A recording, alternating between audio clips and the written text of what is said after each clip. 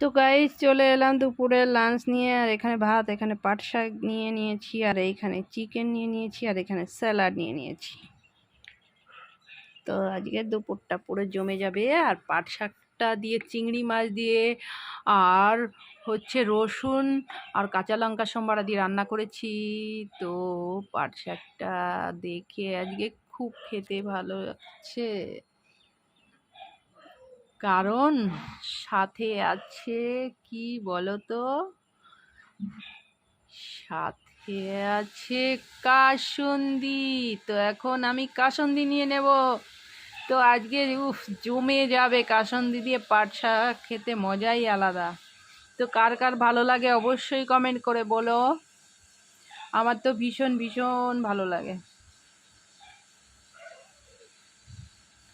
আর পাট শাকটাও আজকে যা হয়েছে না গাইস, দারুণ হয়েছে, দারুণ। চিংড়ি মাছ দিয়ে করেছি তো, আর সাথে রসুন আর কাঁচা লঙ্কা ফোড়ন দিয়ে তো জমে গেছে কাসুন্দি দিয়ে।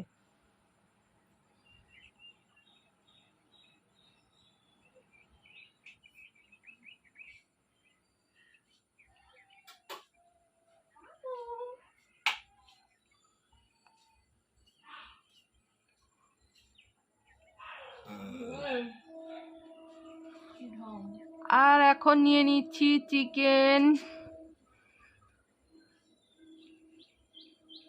আর এই যে লেগ পিস,